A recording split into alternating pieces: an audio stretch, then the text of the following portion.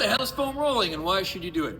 Foam rolling, more technically, is self-myofascial release. Now, you can use other tools such as the medicine ball, but for most of our purposes today, we're going to show you the foam roller. So first off, why do we do it? Well, think of it as just the same as if you were going to a massage therapist and that person's just digging into some knot in your back. They're increasing blood flow, flushing out toxins, breaking up the crud, so to speak. Well, that's what you're doing with the foam roller, except you're doing it to yourself. Now, as one of my instructors used to say, we're looking for elephants, not mice. So as you're rolling, you want to spend time on those areas that are really tight and noticeably painful. Now, if you want to spend some time doing the old fluff and buff on something that doesn't feel tight, that's okay too.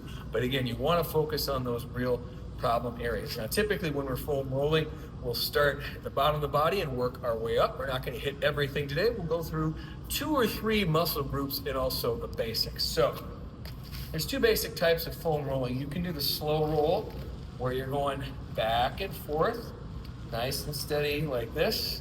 And if we're learning or we're pressed for time, this works just fine. However, if we have the time, what we want to do is the more start and stop method, where we're rolling here, we find a tight spot, and we just sit on that until we feel it release about 3/4 of the way, and then we move on to the next spot. And again, this applies for using the foam roller, but also using the medicine ball or other tools as well. So we'll start with the calves here. Now you have 2 heads to your gastrocnemius, medial and lateral. So as I'm rolling here, if I'm feeling really tight, I can do both at the same time. But if I'm able to, I'm going to want to isolate one leg over the other. So I'm going to bring this foot over the other foot, lift myself up here. I'm going to roll nice and steady.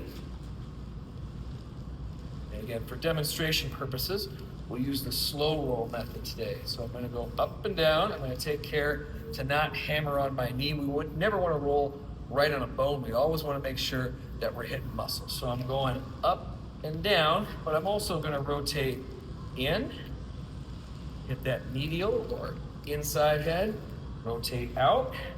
So I hit that lateral or outside head. I'll do the one leg and then I'll do the other leg. Now you want to make note of if you feel equally tight on both sides or just one more than the other. So as you're rolling different muscle groups, say in your lower body, if you notice that everything on the right side is super tight, not so much on the left, that could be indicative of some musculoskeletal problems or muscle imbalances that we need to address. If you're equally tight on everything left to right, as far as say both calves are about equally as tight, then not as much of a concern, but you still want to roll. So we'll roll the right side, then we'll roll the left side. Now we'll do a couple other ones here.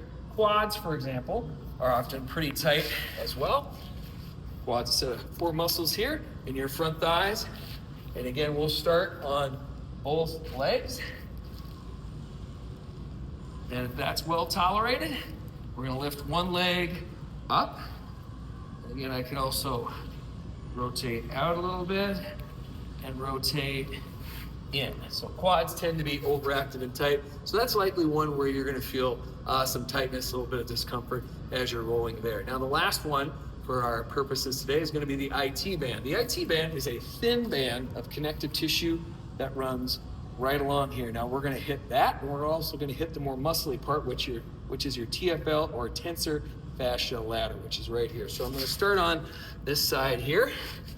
The positioning on this one is a little bit trickier to remember. So I'm going to plant the shoulder blade, put that elbow down like so. This foot is over like this, and I'm going to roll up and down and really addressing that outermost portion of the thigh. That, again, is going to be the IT band. If I have time, again, when I find a tight spot, I'm going to just sit on that till I feel it release most of the way.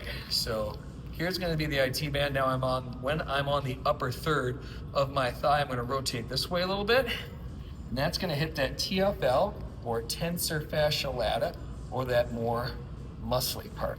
Okay, and again, we're going to do both sides, left and right, and we're going to make note of if we feel equally tight, left side versus right side.